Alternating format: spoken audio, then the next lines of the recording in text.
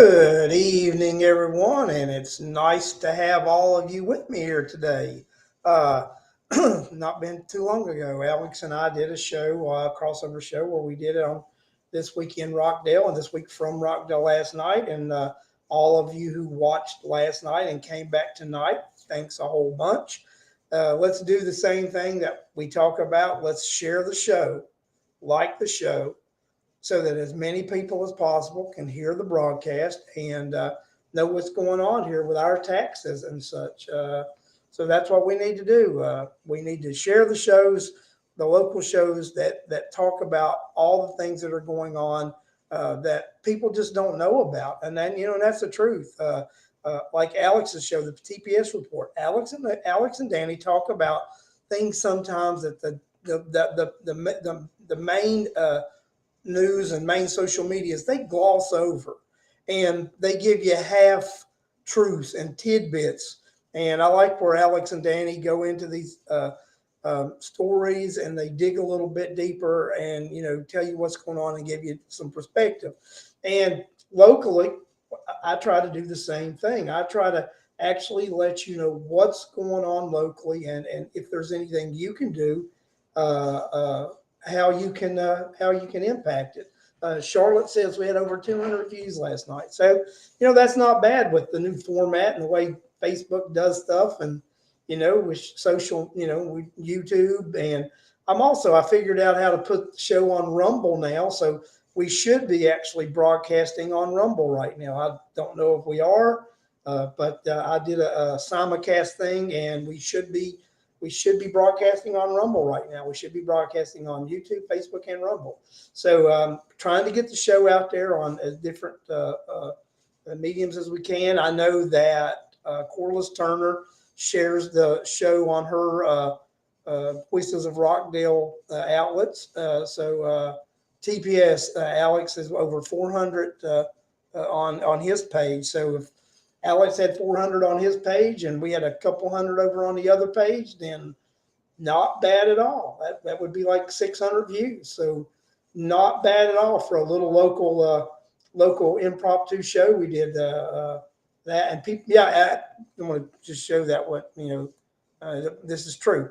Uh, People don't like tax increases, and they don't. And we're letting people know what's going on. I got several phone calls today from concerned citizens, and they want to know what they can do, and some of them even have ideas of what we can do. So that's great. We had a few more people join, so I want to go ahead and say some hellos to some folks. So good evening, Charlotte Gellert. Nice to have you here tonight. Good evening, Bill Campbell, Marie Withers, Mary Boysworth, Alex McDonald with the TPS report.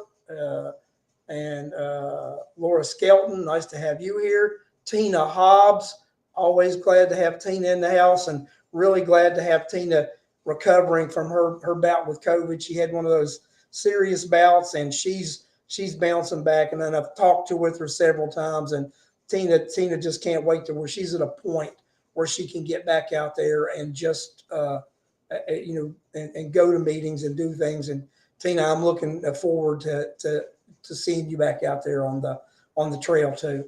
Good evening, Megan Walker and Kathy Robinson. Good evening, Wallace D. Smith. So glad to have people in the room tonight. I'm going to do some recap, talk about some things that we talked about with these taxes, and then also talk about some things that I would like to get my notes from this notepad. I'm going to put it over here in front of me where I can actually see things so we can talk about them. So, I'm just very glad that we have a lot of people who are concerned. Some people said, they realized, a lot of the problem in the county, because they said that when we were opposing the SPLOST, and I had somebody call me today and said they were putting signs up in their neighborhood, and that people would stop and ask them why they're opposing the SPLOST. Isn't it a good thing? Then when they talk to them about the exploitation that the county does with the SPLOST and not following the rules, then they were 100% no, we should not have this. But it's all about awareness. And you know, and I've talked to some people also, but we talk about the local newspaper and the lack of.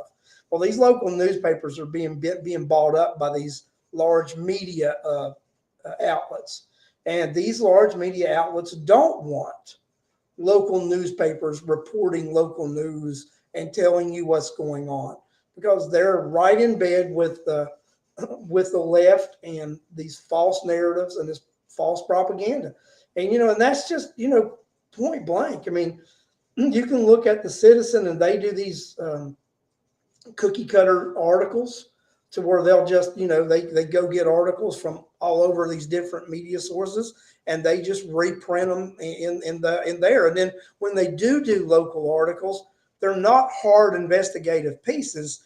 They're basically just parroting whatever government entity press release is given to them, and they don't really do hard pieces on these government entities. So they just skate and they get by and they do what they want to do. One of my a memory came up on Facebook today, and I posted it. I redid it and shared it and made it whatever. And it was an ad that I had ran that Alex had made for me, and it was like Doreen Williams, and it had the Ghostbuster sign through it, and it had bad for Rockdale County. And at that time, it was in 2 years, Doreen had was working on 4 tax increases. And if you would have listened to the show last night, we have talked about 7 tax increases. So since her reelection, they've done 3 additional tax increases. They never saw a tax they didn't want to increase, and that's the fact. So, but I like how that particular little ad came full circle. Doreen Williams, bad for Rockdale County. And I put a little note. That was true then, and even more so now. But there's nothing we can do about it because she won her primary, and she's unopposed in the general election, and she is going to have another 4 years after this year to rain terror and havoc on you, the citizens of Rockdale County. And in 2 years, you're going to have post one, the person who holds the post one position. I don't even want to give her anything. Well, a disgraced former attorney, Sherry Washington, who holds the post one position, and then Oz Nesbitt, the chair. These guys are just double down, hammer down tax time. These tax increases that they're throwing on the citizens of Rockdale County, they're not manageable for everyday citizens. And we talked about last night, the median income depends on what source you look at. It'll bounce between anywhere from 58 to 62,000, and that's for a household, for a family household. And for a single individual, it bounces anywhere from 28 to 32, depending on what source you look at. Either way you look at that, if someone bought a piece of property or owns a home that several years ago they were paying $1,200-$1,300 a year, and now that tax bill has ballooned to mid fours, $4,400, $4,500, $4,600. Someone on a $28,000 to $32,000 a year salary, they can't afford a $4,200, $4,300 hit at the end of the year, or they can't afford the additional monthly stipend that's going to amount that's going to add in escrow to their house payment. It's just not possible for them to sustain that kind of income. So it is just crazy that we're dealing with this kind of nonsense in Rockdale County. And I think I might have mentioned last night that there are several of us in the chat now, and we know some people who are buying property in different places of the country. We know someone from Rockdale County who was buying a home on the coast in South Carolina. They own a home in Honey Creek. They're getting ready to sell that home, and they are going to pay less property tax in South Carolina for a coastal beachfront home than they do a home in Honey Creek subdivision in Rockdale County. I also spoke to someone today on the phone who was telling me their neighbor which they know what their neighbor pays for their home, and because they live beside each other, similar homes, tax bill is very similar. That individual just bought a house on Jackson Lake, and the tax bill at Jackson Lake is cheaper than the tax bill in their subdivision in Rockdale County. So Rockdale County, guys, the value, we don't have that value here. First, we don't have an educational system. We have an education system that is one of the lows of the low now. It's a cellar dweller educational system. We don't have, I liked it. Alex asked me a question last night. What services and amenities does the county provide to you? Well, I really couldn't answer that. Once I thought about it, I even thought about it today, and I actually talked with someone last night about it after the show. And we actually had a hard time coming up with these services because the majority of it is salary and payroll, and expenditures. So because when we talk about police service and fire service and 911 and that such as those services, our county point blank said during this past election, and roads, if you didn't pass the SPLOST, you would not have fire and police protection. Doreen Williams said that in her campaign. If you don't pass this SPLOST, you will not have fire and police protection. Went so far as to say you will not have your roads paved if you don't pass the SPLOST. So these are services, right? They went so far as also to say they don't provide a budget for Parks and Rec out of the general fund. And if you don't pass the SPLOST, they won't be able to fund a Parks and Recs budget. So as I was thinking about this, and I'm taking their own words because this is what Commissioner Williams said, and the other commissioners echoed this several different times about this, and other county employees said these same things. So I ask anyone in the chat that's watching the show right now, tell me services that they're going to provide that they didn't say that if you don't pass the SPLOST, we won't be able to provide these services. And we can't say sewer and water because sewer and water are self-funded. Bill Campbell and I had a chat about that last night. Those are self-funded, and Alex and I mentioned it. That's a self-funded entity. Then, someone mentioned to me stormwater. No, stormwater is a self-funded entity also. We pay the rain tax. If we all recall, they added that tax to our property bills. So I've just named off all these things that are services that the county says if they don't have SPLOST, you won't get because they don't fund it out of the general budget. So what is funded out of the general budget? Very interesting, isn't it? What services are funded out of the general budget? So it shows me that the SPLOST is even more mismanaged and illegally used than what we assume it is, and possibly even more so than what the members that sit on the SPLOST committee think, because I think the county's doing a little bit of funny business with the SPLOST money that even that group doesn't know about, because they're just figureheads and they think they have authority, but they have no authority. They really don't, because that county's going to do with that money what they want. They think they have authority, but the SPLOST committee has no authority. They really, really don't. I may hurt some feelings tonight, but it's true. No entity that this BOC oversees has any authority because they don't recognize it. It's fact. They don't recognize the authority of any other authority in this county. They really don't. If it answers to them, they think they are the be all say all. That's fact.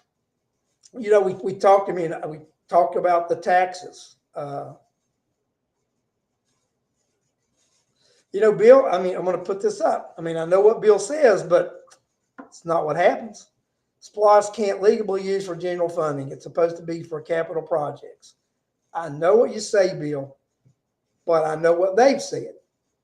They said, without SPLOST, you won't have Parks and Rec. Without SPLOST, you won't have police protection. Without SPLOST, you won't have fire protection. Without SPLOST, you won't have roads paved. It came from them. So how can I trust I don't believe they're spending the money properly. They may lead you guys to believe they're spending it, and they may let y'all think y'all are administrating. You're not administrating anything. You're just being allowed to believe you're administrating things. It's what's going on. It really is. And I think I think we've got to start spreading the real message of what's going on in here in Rockdale County. The real message is that you have a group of individuals who are running this county who don't care what you, the citizens, say. They really, really don't. And you keep voting for them. You keep putting them in, and they think it's okay. But hey, they don't. And this is the thing.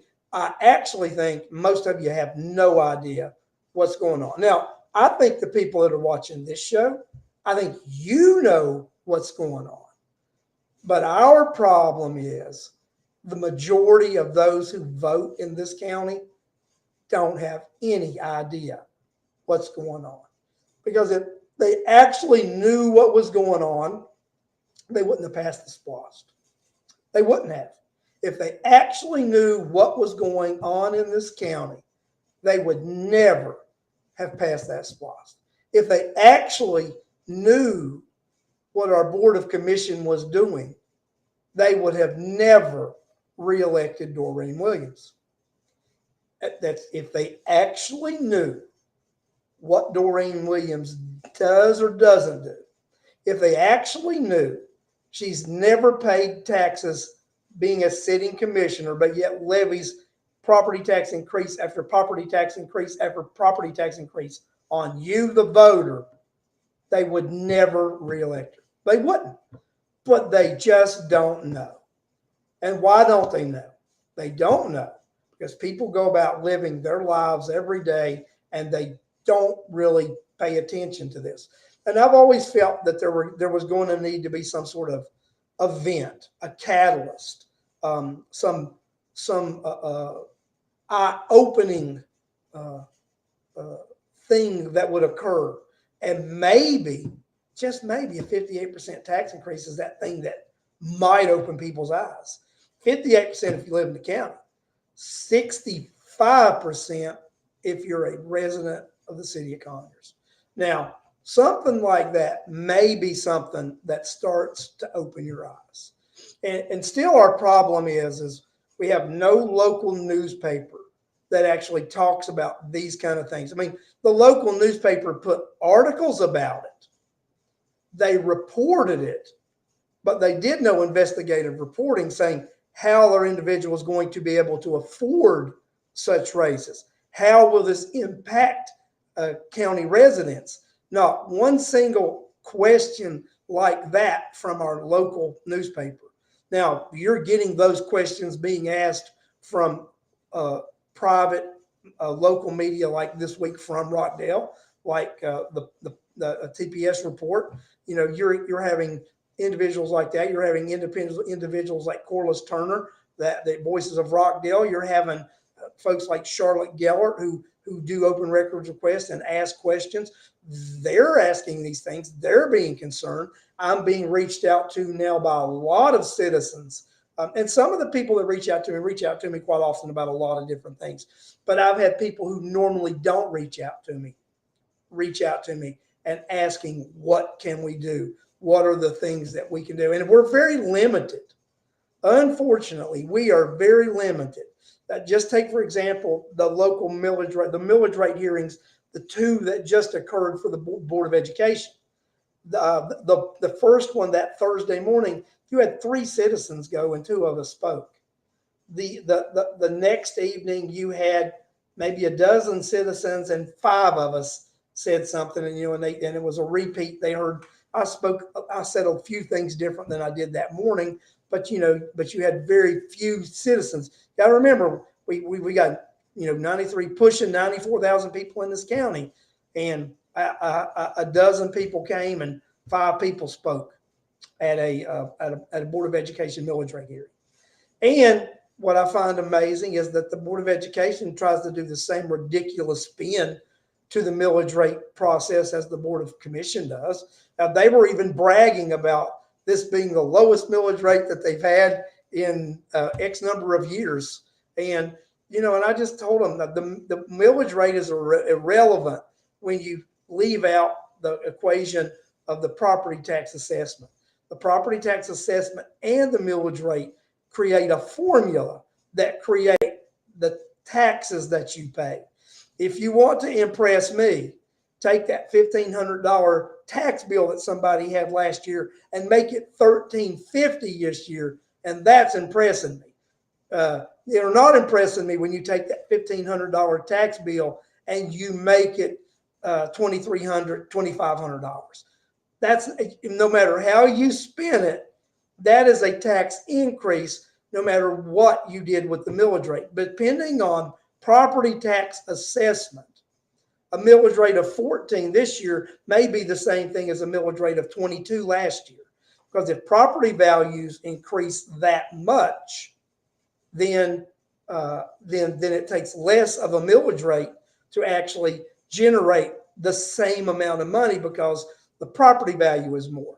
And there's where we're going to come into a situation when the recession really takes place, and we start having a housing crunch, and that housing crisis, and the housing numbers start going down.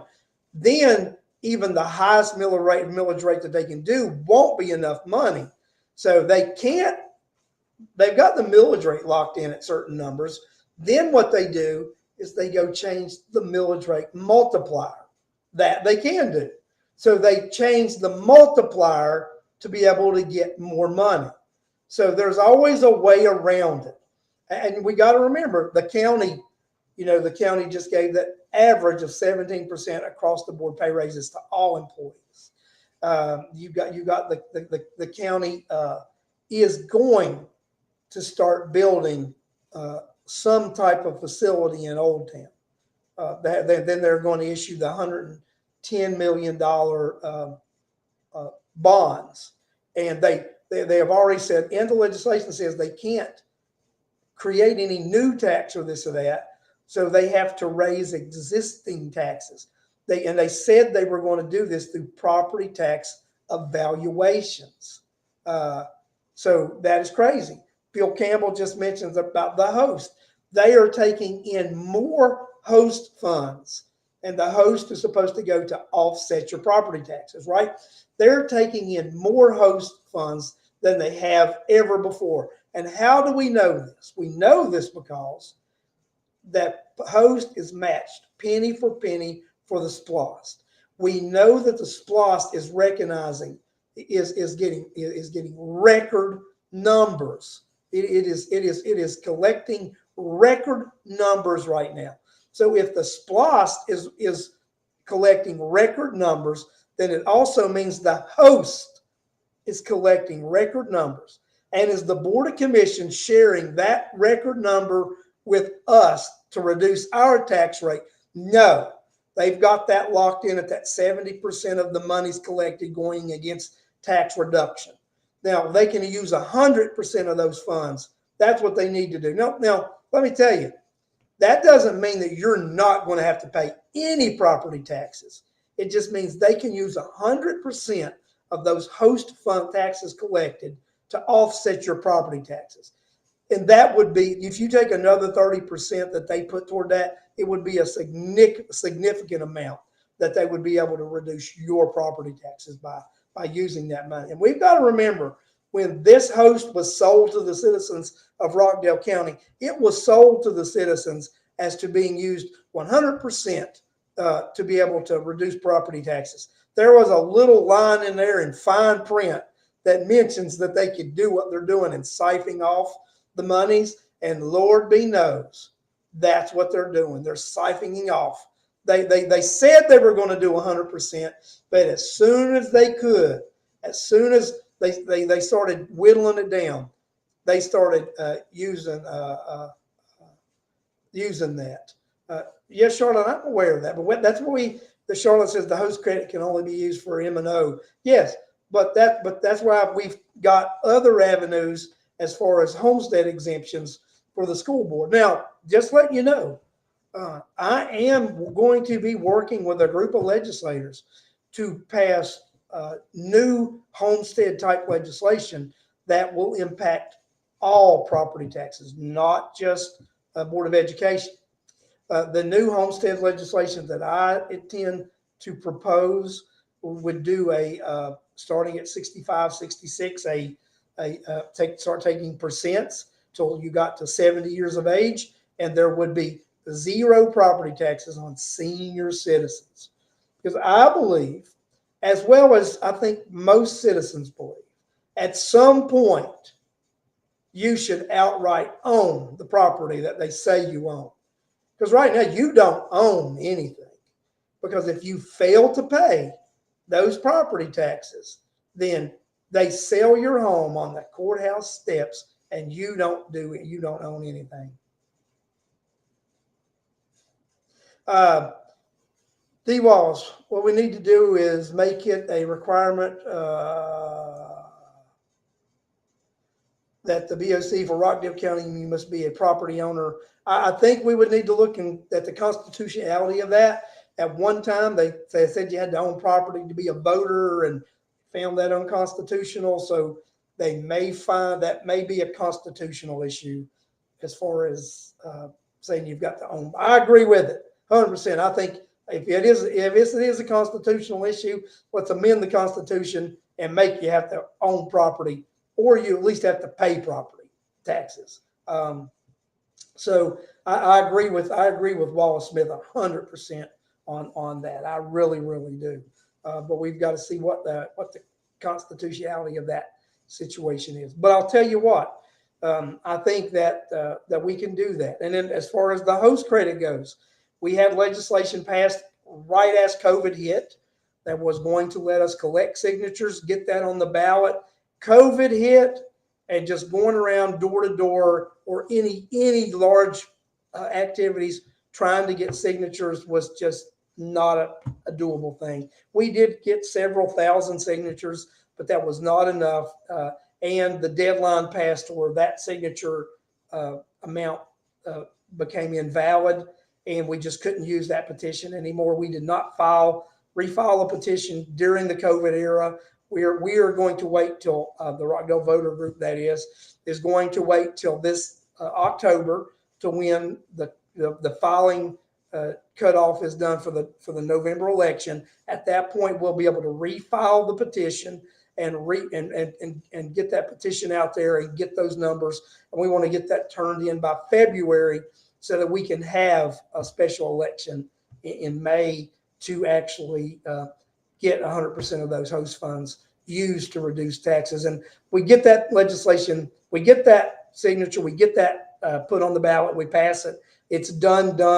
The Board of Commission has know that, they are mandated then 100% of the property tax. 100% of the host collections would go to offset property taxes. So that's a goal there, and that will help taxpayers significantly in Rockdale County. And then the host exemption that I think is a necessity. Now, people say, is that really something that can be done? There are places across the United States who have done similar things with their taxes. I will be talking with the legislators about, what I would love to do. They may not feel comfortable with that, but there are other things that we can do.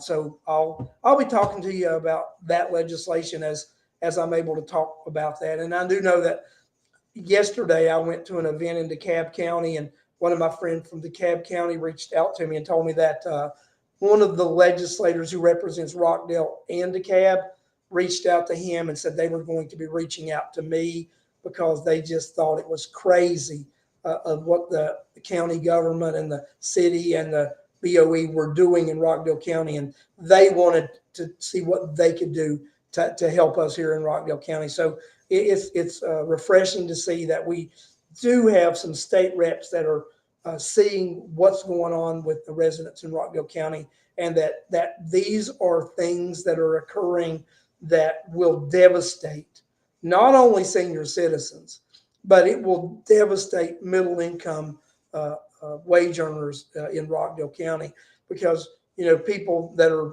earning that medium income, they're not going to be able to afford these escalated taxes. They're just not going to be able to. I told the scenario last night on our special edition that there was a lady who worked for a school system adjacent, but lives in Rockdale County, moved to Rockdale County in 2015. At that time, they had about an $1,100 tax note and $1,000 house payment. They brought their current tax bill in before the increases and said, I owed like a $2,800 tax bill, and my house payment was $1,600. But with what you're intending to do, my house note is going to go to over $1,800, and my tax bill will be $4,300. And and I'd spoke before this individual, and she said, not only are you taxing senior citizens out of home ownership, but you are taxing middle income individuals like my husband and I out of home ownership. Not only are you, listen, we're not only taxing senior citizens out of home ownership, but we're taxing them out of their dignity. We are taxing the elderly out of independent living. And that's truly something that we're doing in not only in Rockdale, but in this country. We have gotten out of control. Alex put a comment up here. I want to put it up. FYI, the housing market is beginning to slip. Too late for us, but it's starting right on time. So, and I've heard that also about this. And then I also know of someone. They have a friend who lives right outside of Chicago, and this individual has put their house on the market, but they can't sell their home. Now, the asking price and being able to get the price for the home, that's not a problem. People, they're willing to pay that. But what the problem is when individuals see what the tax bill is yearly, they don't buy the property, the home, because they say, I can't afford that yearly tax bill. So that's what's going to happen here in Rockdale County. We're going to not be able to afford the tax bill. And then, they'll say, well, not everybody owns properties in Rockdale County. There's a lot of rental property. Landlords are not going to eat that property tax increase. They are going to pass it on to tenants. And the tenants aren't going to be able to afford rent. What you're doing, the Rockdale County Board of Education, the Rockdale County Board of Commission, the City of Conyers, you are taxing people to where they will be leaving Rockdale County and moving somewhere where it's more affordable to live. That's what you're doing. You're actually, and I saw these numbers that predicted, now they did lower the crazy numbers. One time they had, by 2030, Rockdale having 120,000 people or whatever. But I did see some revised census numbers that show by 2050, Rockdale County would have 112,000 people. I don't even see that. I see the next census, Rockdale population below 90,000. That's what I see. I see Rockdale County below 90,000. Charlotte, you're talking about businesses leaving Rockdale County. My business, we're considering buying property here in Rockdale County. I really have to look and evaluate this now, because I may not. I really want, I like my office being 10, 15 minutes from my house. But I'm going to tell you what, I'm not going to put myself in a burden buying a piece of property here and concerned about that overhead. I'm not going to do it. Not going to do it. So, I want to have my business here in Rockdale County, but I'm right at this point, I've got to decide now and look at this situation. Do I want to? Can I afford the overhead? Do I want to include that overhead in my pricing as I move forward? I don't know. I'm going to have to run some numbers and look at it. You have to see if it makes sense once I see what the tax increases and projected tax increases over the next 10 years looks like for Rockdale County and my business. Just fact. I mean, it's a hard thing we've got to look at. What does it look like and how will it impact me? And that's what homeowners and people who own properties here in Rockdale County are going to do. What does this look like and how is it going to impact me? Will I be able to afford this? Will I be able to sustain this for the long run? And I think a lot of citizens that live in Rockdale County, whether they own property or rent, they just don't make the money to be able to sustain the cost of living that's going to happen here in Rockdale County. I started to mention a minute ago, you've got these increases now, but you also have the stormwater that was going to go from like $40 to $140. You've got the water and sewer rates.